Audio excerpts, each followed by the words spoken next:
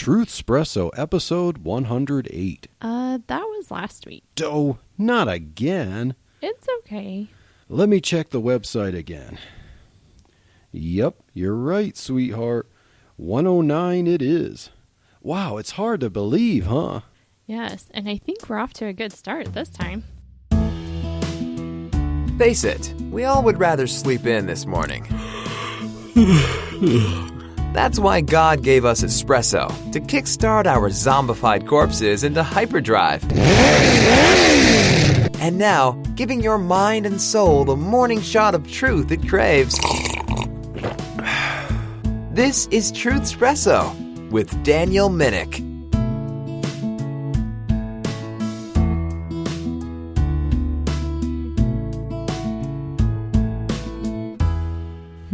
My wife was supposed to be here to do an episode on conflict resolution.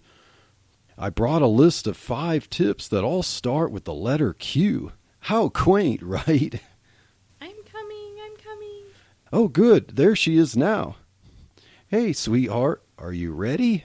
Hi, babe. I'm ready as ever. I even brought a list of 5 tips for conflict resolution. Wonderful. Is that the list I showed you? Nope. I didn't know you had a list. That's why I made a list of tips, all starting with the letter S. How smart of me, right? Yeah, smart. Right. Well, shall we continue?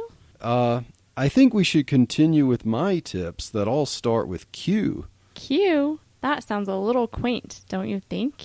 Exactly. I believe quaint quite qualifies to quell quarrels and quickly question quips. Well, smart simply skips quabbles and swiftly summons satisfying solutions. Well played, my love. Well played.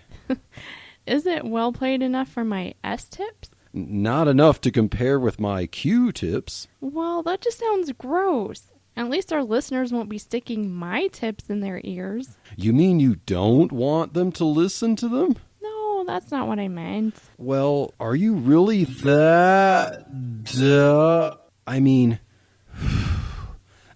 I apologize. I didn't mean to start to insult you. That's what happens when you always... I'm sorry. I shouldn't say that. That's all right, sweetheart. I think we just realized that our conflict here is going a little too far. I don't want to start cutting you down. And I don't want to accuse you of things that aren't true. How should we handle this? A compromise of sorts? Yeah, something we can do together. Maybe we should take a break and figure out what we can do.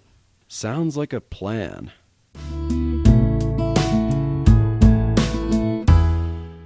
Hi everyone, Daniel and Chelsea here. We are back and we figured out something that will work. We took some time away to cool down and think. And we both thought of a way that would satisfy the other. We even prayed about it together. And we came up with a new list of tips together. Which you'll get to hear in this episode.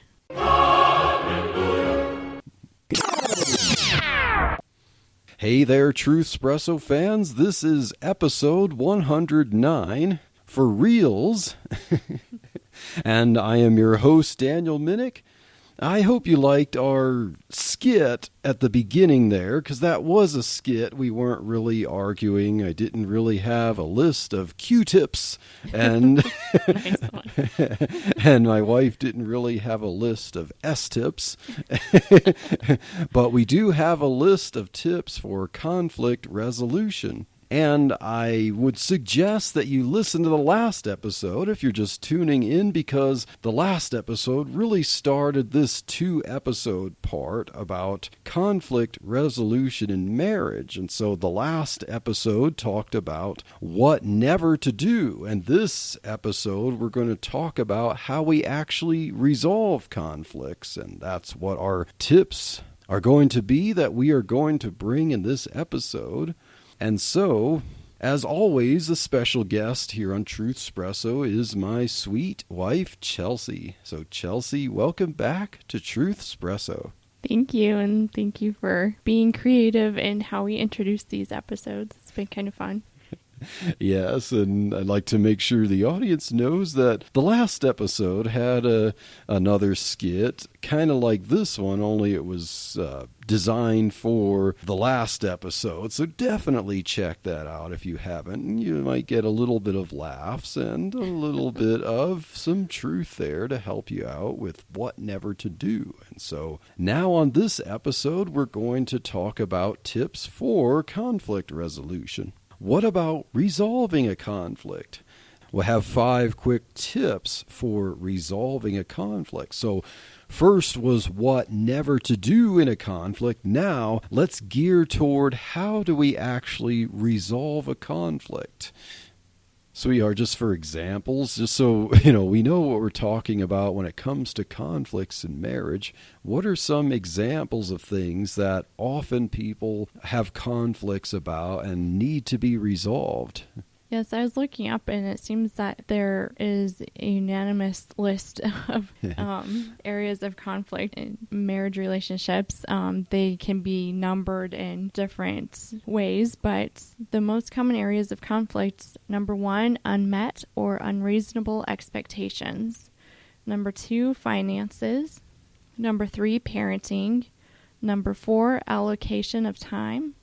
Number 5, intimacy. And number 6, communication.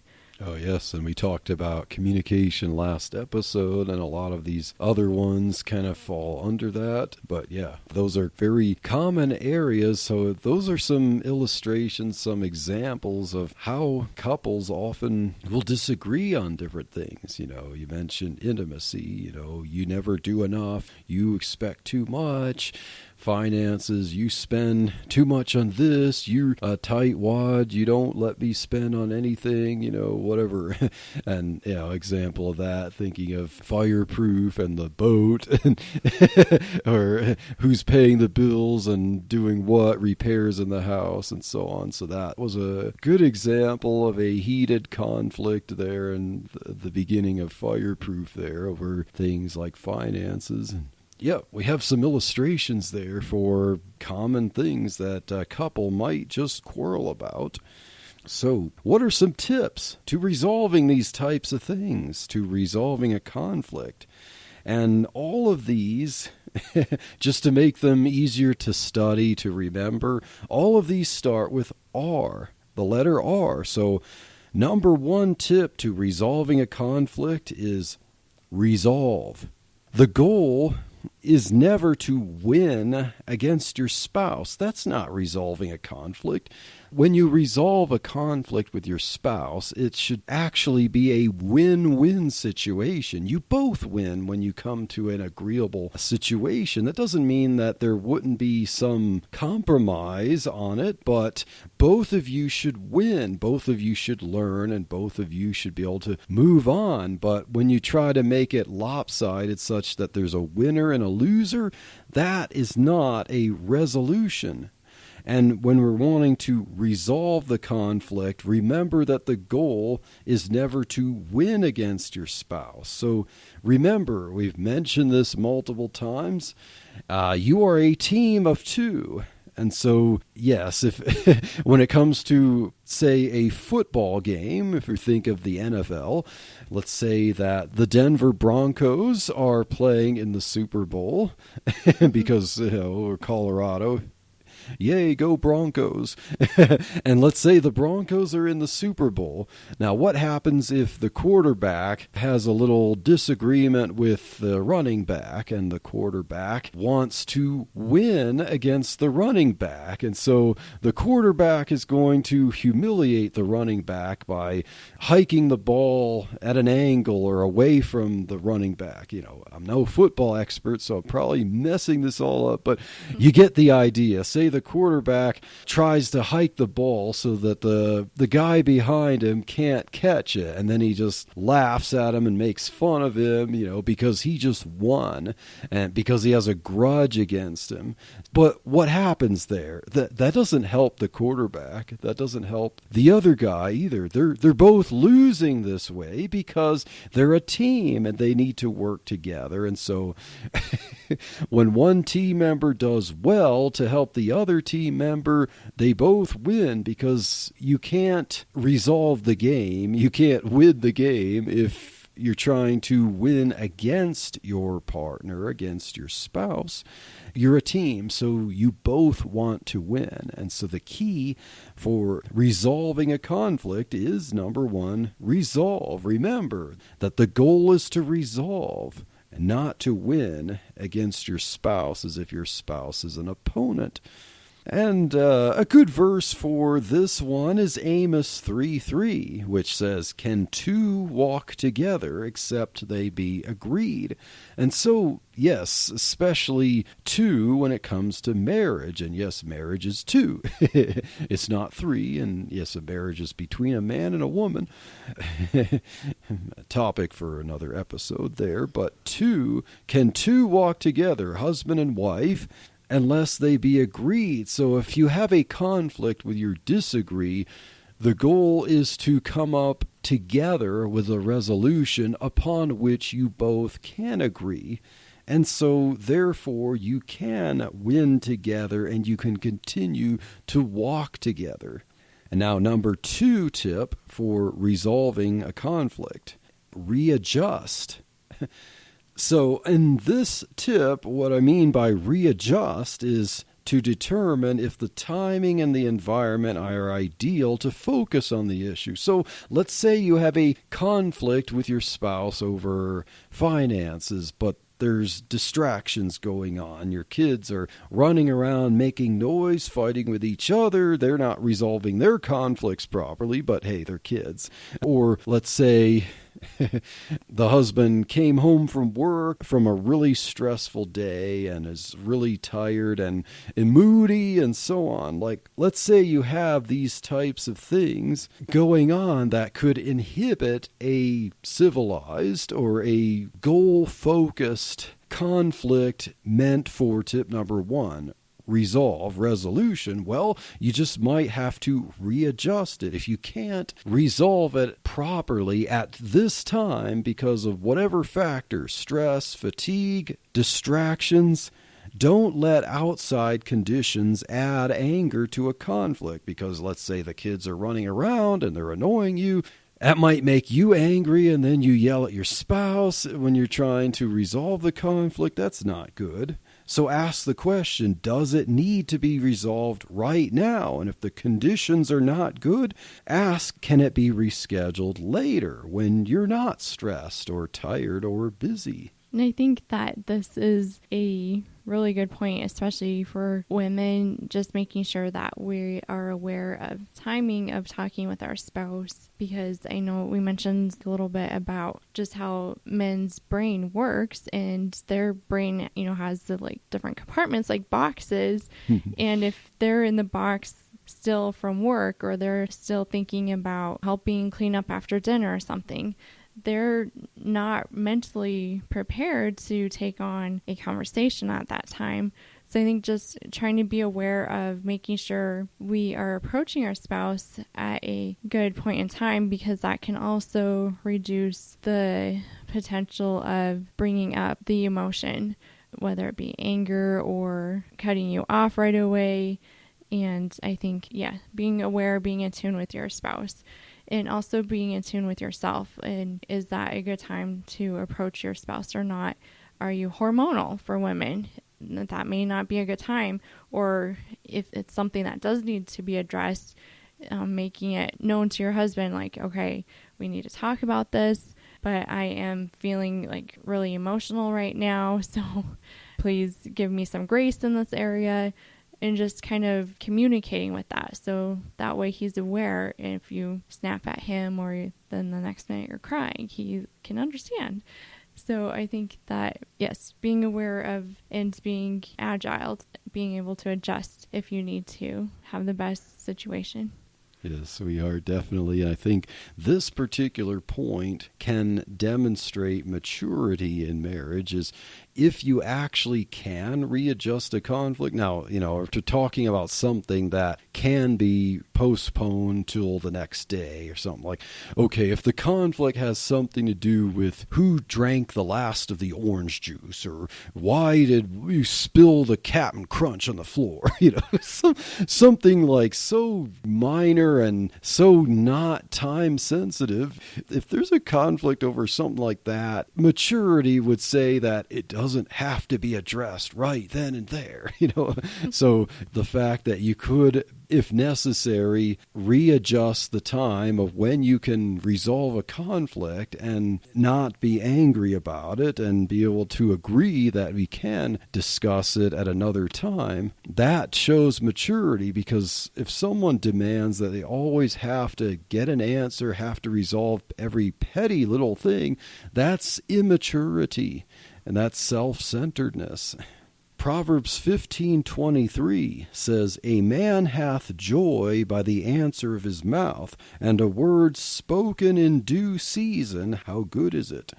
And so readjusting a conflict when the heat is down and the distractions are down not only speaks maturity, but it's more likely to resolve the conflict more joyfully, because if the word is spoken in due season, it is very good. So I have a funny joke for you. Oh, I love funny jokes. I thought this one might be appropriate with your line of work. So I'm a software developer, so okay. So the wife says, "Dear, this computer is not working as per my command." And the husband leans over and says, "Darling, it's a computer, not a husband." Nice. Oh, goodness. So yes, women, we are not put here on earth to be commanding or be demanding, and like you mentioned, like saying, all right, the issue has to be resolved right this minute, but just being mature and recognizing when it would be a better time to have a discussion. And husbands are not computers to process commands and and do a lot of work in a split nanosecond. But yeah, yes. Unlike a computer, well, computers you can set tasks to run at a later time, but but let's, as husband and wife, resolve conflicts in due season, and as words are spoken in the right season, they're much better than when they're spoken at the wrong time, in the wrong mood.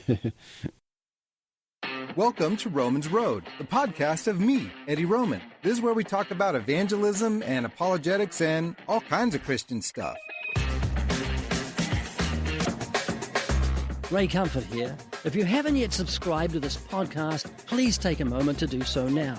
On your phone's podcast app, search for Romans Road, and when you find it, hit subscribe. It's free, and by doing so, you'll get all episodes past, present, and future.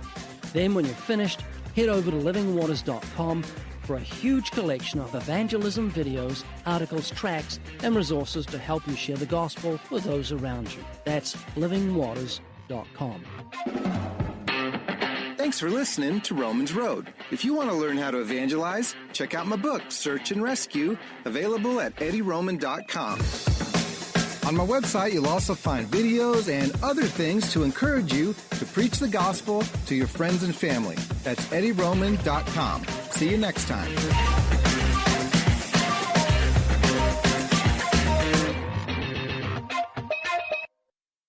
And now tip number 3, respite. Is that how you say it? I think you say it respite. Okay. Can you say it respite if it's a verb? Oh, good question. So maybe if it's a noun, it's respite. If it's a verb, it's respite. I don't know, but it would sound like it would go well if I said respite in the cadence of the points here. But whatever it is called, respite or respite.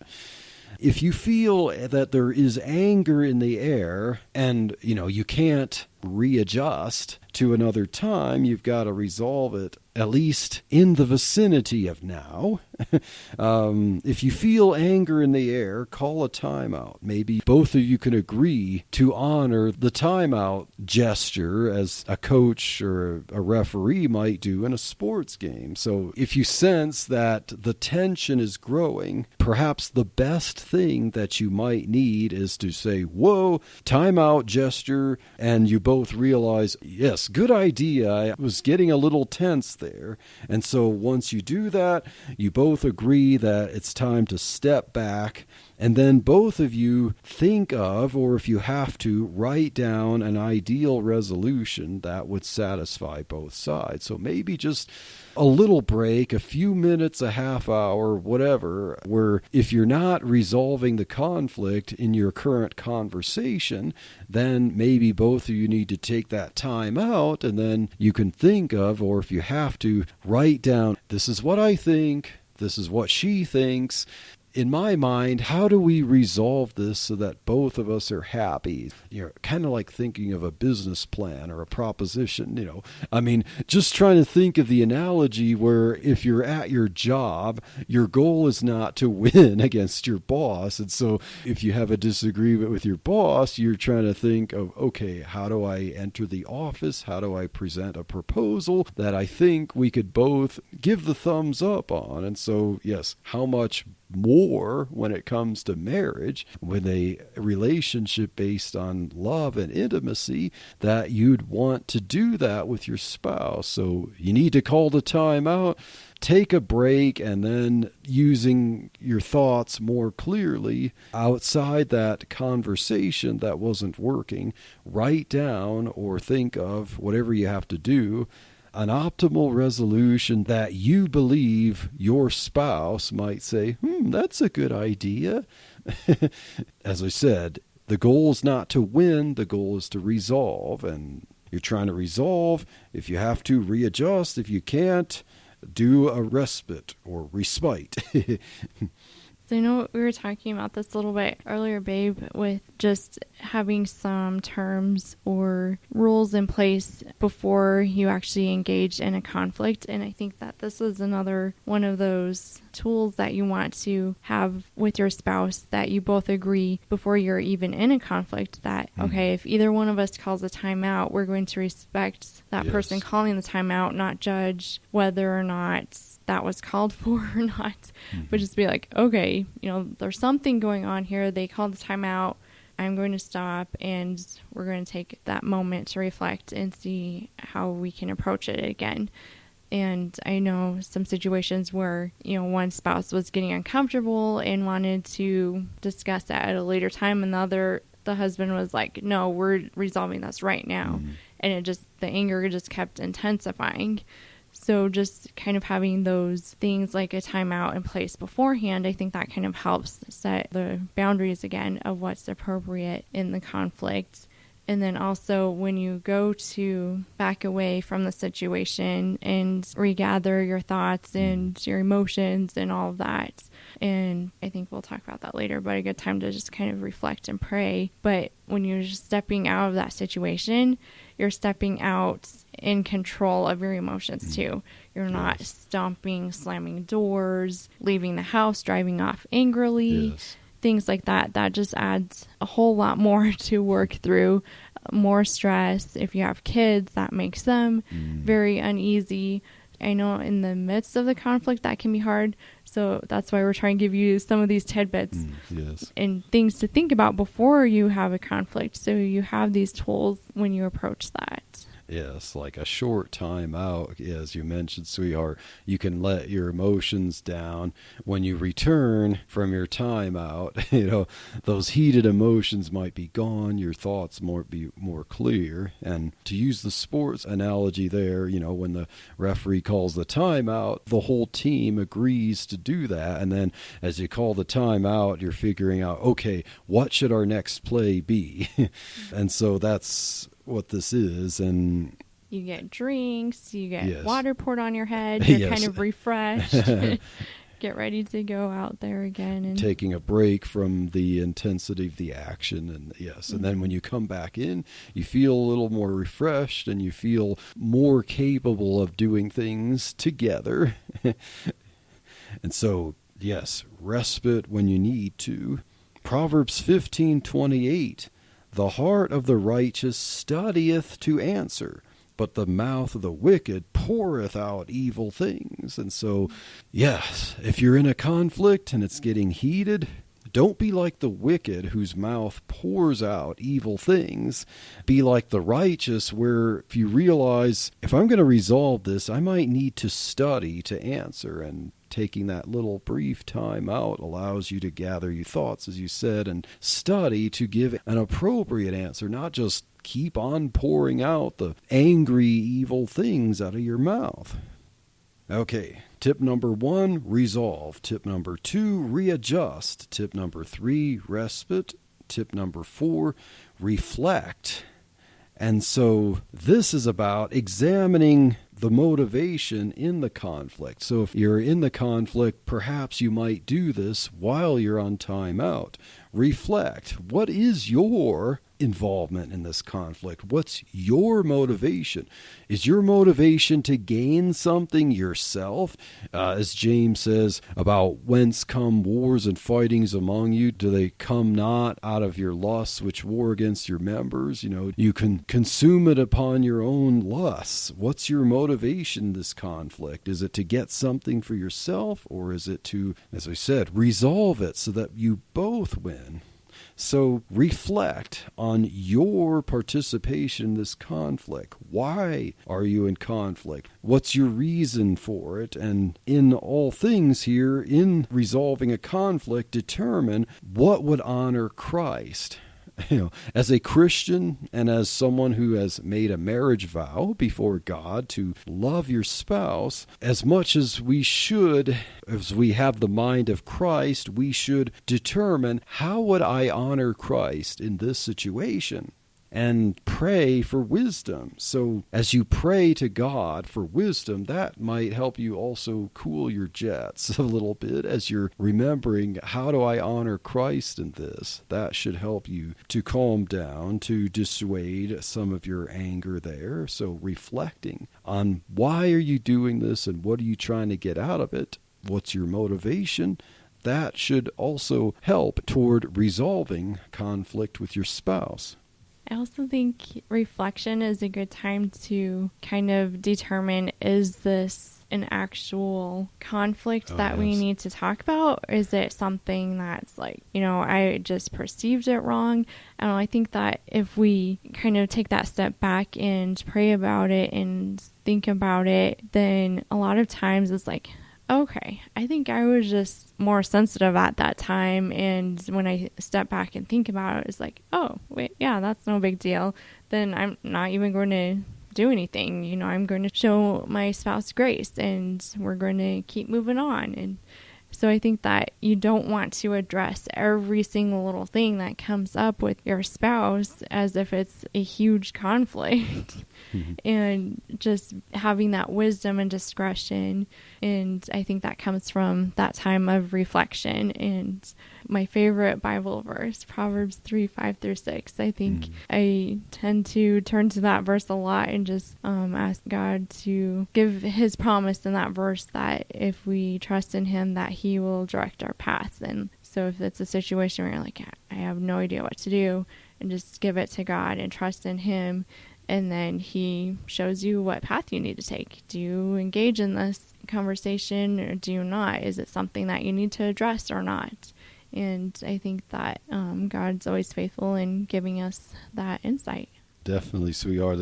That's good verses for that, because we mentioned determine what would honor Christ, and if you trust in God, you're leaning on him to direct your path in a conflict resolution there. The Proverbs seem to have a lot of good verses for conflict resolution. I have another proverb here, Proverbs 12:20. It says, deceit is in the heart of them that imagine evil, but to the counselors of peace is joy.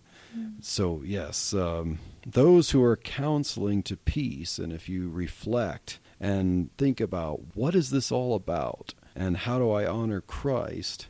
That kind of counsel, if you're a counselor of peace, you will bring joy in resolution of conflict, rather than if your motivation in the conflict is to deceive your spouse, to get for your own gain. It's in the heart of them that imagine evil. So yes, reflect your motivation. Reflect on why. And resolve to be a counselor of peace, so that there's joy in your marriage, even in the midst of conflict, as you resolve it together. And now, final tip for resolving a conflict is request. This is a very important one, I believe, because now this involves the two of you toward God. Pray together that God will give you both peace, humility, and clarity. And so I think we mentioned this in a previous episode about the power of prayer. And as a couple, pray together anyway, even when you're not in conflict, should be praying together. But especially then when you do find yourselves in conflict, if you just reach out to your spouse when you're having a disagreement and you haven't been able to resolve it or come to agreement, and say, I think we should pray together that God will give us clarity and help us to resolve this, that could just melt the hardest of heart.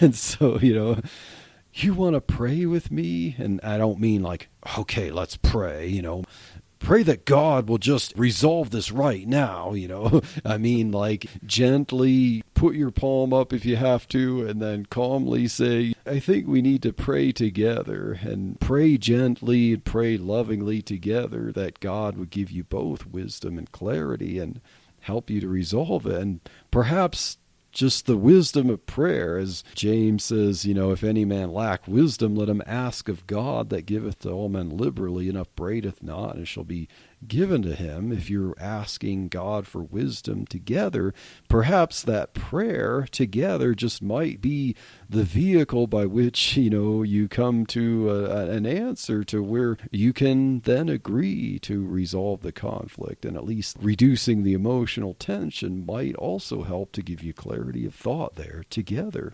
I think praying together after the conflict is resolved is important too. So just kind of having that time to come together and come before God after you've resolved the issue is just kind of healing and can give you that peace and helps that restoration part of it, I think. Okay, we've resolved it. Now let's come together and, be thankful that we were able to resolve it and for God's direction and how you can love your spouse more. And I was also thinking too, babe, with that last point, number 4, about examining your motivation.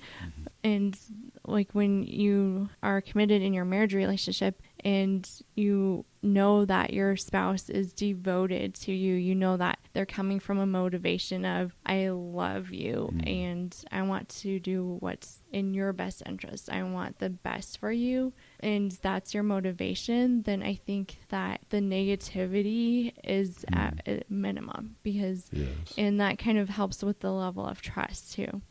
And any negativity and anger that you bring in there starts to pick away at any trust that you've built with each other.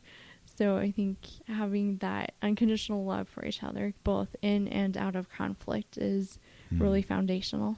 Yes, definitely, sweetheart. And it's like to think, if your marriage is focused on, as you said, unconditional love, once a conflict does come up, then it's, yes, with love there.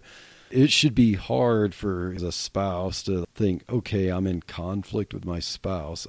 I really want to resolve this because it's like my heart is grieved that there's any tension here. And so, yes, request to pray together, request that God gives you both the answer and the peace. And one more thing, Sure.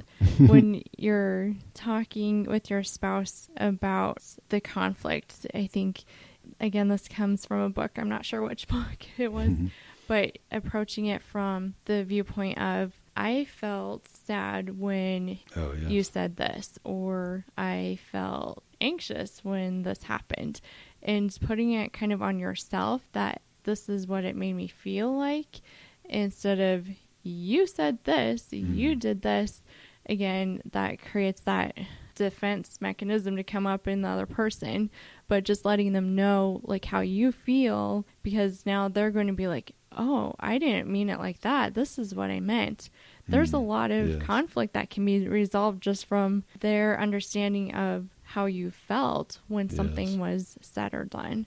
And it's also a way of not being accusatory again, when you're kind of bringing your spouse into your viewpoint of what happened and helping each other see where you're coming from, then I feel like it's easier to come to that resolution in the conflict.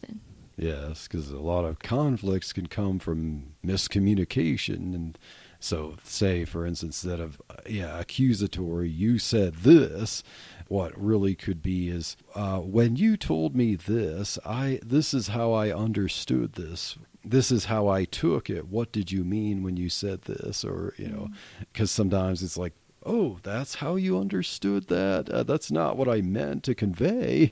Oh, conflict resolved, instead of fighting over a misunderstanding. And here we go with, this is actually from the Psalms.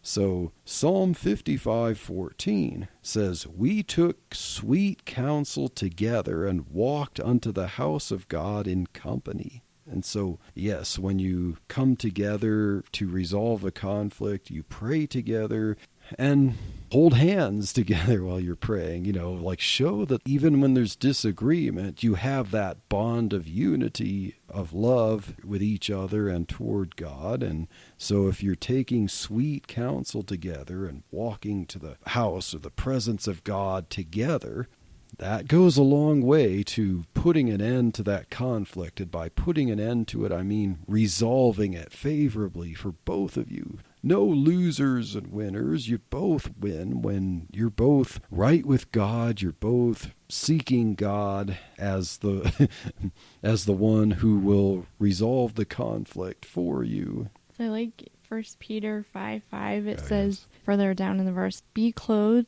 with humility, for God resisteth the proud and giveth grace to the humble." I just think that's so fitting for this last point of when you come together and pray, like there's a humility in that, because who wants to go before God when you're in the midst of a conflict and you're like, okay, I was just displaying anger towards my spouse. Now I need to pray. Like it's very humbling for that. And I think that you can't be angry and humble at the same time. So I think that this point of request and just coming before God, coming with your spouse, that just brings about the humility and humbleness that will help you kind of stay a little more even keel with your emotions. Yes, I definitely think it's like, when we're talking about praying, no false piety, no calling down imprecatory prayers then and there upon your spouse. When I say pray, I mean humble togetherness.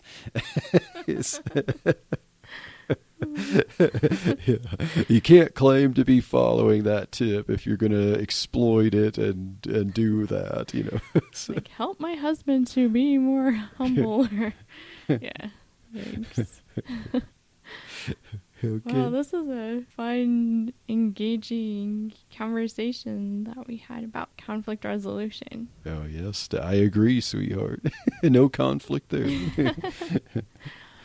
It just makes you think a lot about, like, oh, wow, I just need to be aware of this. And it's a good reminder for everyone, I think, in all stages of their marriage, to just remember that we love our spouse. And again, we're on the same team, and we want to be there to encourage them and to uplift them and to honor them and to honor Christ. Yes, definitely, sweetheart. And conclusion there, as we're talking about a marriage and a team there, a healthy marriage and a happy marriage does not mean that there won't be disagreements, there won't be conflicts. It's how you handle them. And we hope that these tips about what never to do in a conflict, and these tips for resolving a conflict will be helpful to you to enjoy a healthy, God-honoring marriage.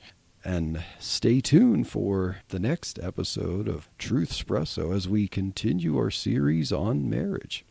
And if you like what you are hearing here at Truth Espresso, my wife and I would like to encourage you to donate and give us a little shot of support here.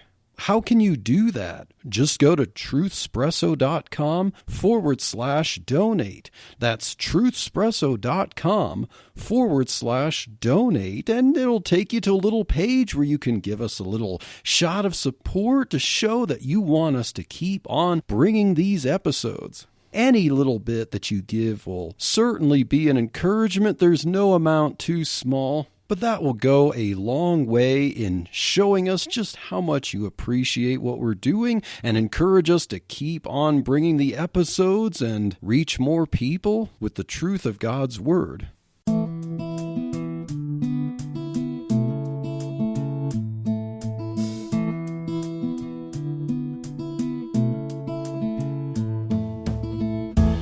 Thank you for waking up with Truth Espresso. Good morning, and God bless your day. Hey friends, Daniel Minnick here again.